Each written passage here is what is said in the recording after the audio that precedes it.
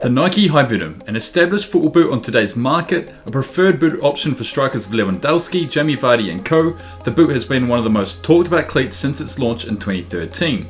The truth behind the boot sees us investigate the cleat looking at the ins and outs of the range.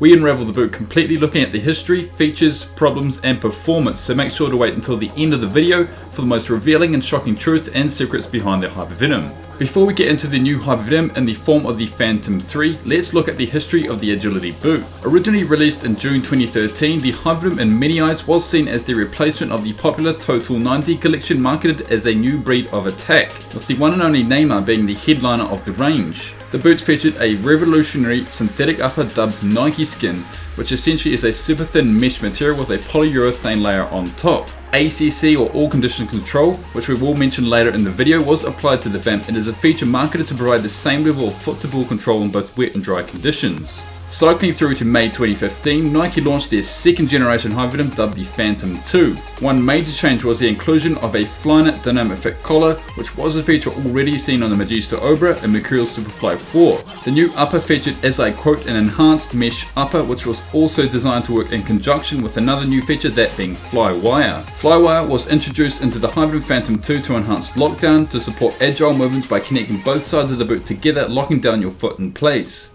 This generation also received an additional pro-level alternative dubbed the Finish, which was virtually the same boot but lacked the Flyknit dynamic fit collar. Cycling through to January 2017, and Nike launched their third generation of Hypervenom dubbed the Phantom 3. For the first time in the Hypervenom history, it featured an all-over Flyknit upper, scrapping the two versions of Nike Skin seen on the two previous generations. Nike again used flywire on both sides of the boot, while a completely new sole plate was dubbed Hyper Reactive. Nike added a low-cut Hypervenom Phantom 3 as well. History completed. What have been the best features of the three generations? Two words joined together: Nike Skin. Professionals and amateurs who wore the original Hypervenom all have to agree that it's one of the best synthetic uppers ever by Nike. Everyone loved it.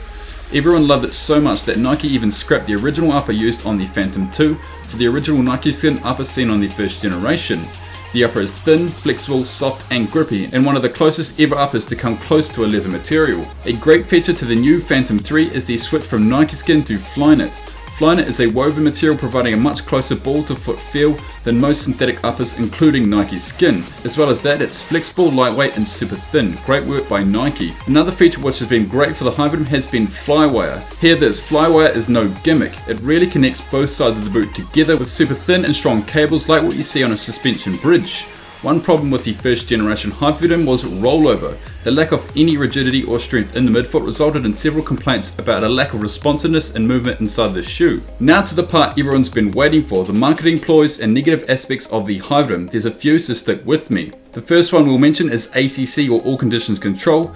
First unveiled in September 2012, it's simply designed to enhance ball control in both wet and dry conditions. The one problem here is that it's extremely hard to tell if it works or not. For one, you can't actually see it, it's invisible, so any boot that claims to have the feature is more or less impossible to see if it works or not. Grip on the ball in wet weather conditions has more to do with the actual composition of each upper. For example, Nike's Speedrib Flyknit upper of the Superfly may provide a different touch to a leather Timber Legend 6, both of which have ACC. So guys, don't be fooled, it's really a marketing gimmick by Nike, so if you see a Hypervenom or any boot in general that has ACC, don't think automatically that it's a better boot. Another marketing gimmick Nike have done with their second gen Hypervenom is the added sole plate zigzag print on the sole plate. It's just featured on the Phantom 2 and not on the Finish, and this is simply a change to the boot to make it look different and more like a pro level boot option. Luckily, Nike say it will rub or flake off after use, providing a sticker on the sole plate when you buy them, but anyway, it's not a feature which has anything to do with performance. It's merely a small change to make the boot look more like an elite boot option. While we're on the subject of sole plates, we'll mention split toe. Just featured on the first and second generations, the feature is as quoted by Nike to activate their first metatarsal in the foot by featuring a groove in the forefoot. Based on performance, the groove was like ACC, which is very difficult to test whether it actually enhances performance, in this case traction. A very similar glass nylon chassis with split toe was also used on the Magista Obra, which came out in 2014, so this was not a feature completely exclusive to the Hypervenom. Anti-clog is another feature or gimmick we think is worth a mention. In our anti-clog test we noticed it did actually work. The sole plate does wick away mud, but as long as there is enough moisture. In our eyes, yes, it's an innovation, but in order to get it to work on the Hypervenom, they've had to scrap the split toe nylon chassis for a much stiffer chassis design, which should reduce traction and lockdown you would experience compared to the standard version. Now on to one of the best marketing gimmicks Nike have had is the Dynamic Fit Collar or DFC. Introduced on the Hypervenom in the 2nd gen, this feature does not enhance performance one bit. This could not be more correct with the Hypervenom Phantom 2, which used a Nike skin and Flyknit collar construction. The collar works best when you have an entire Flyknit boot, so like what we see on the Obra and Superfly.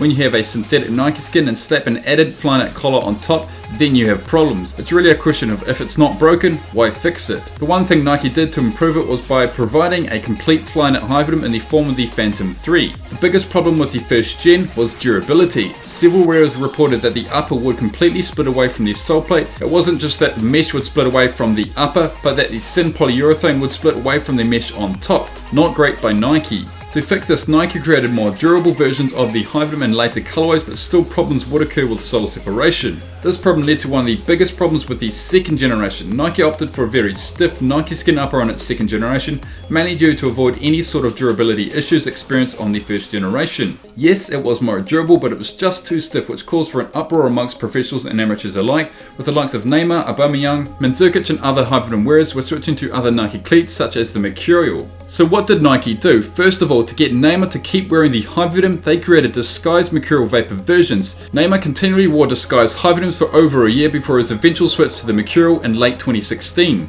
The second thing Nike did was to change the uppers of the Phantom 2 mid-generation. On the Spark Brilliance edition, Nike reverted back to the original upper, which yes was liked by everyone, but diminished their reputation of consistently creating world-class products. So if you were one of the unfortunate players who bought the first Hypervenom and had serious durability issues, or if you bought the 2nd gen Hypervenom and hated the upper or purely wanted to wear what Neymar was wearing, then consider yourselves unlucky.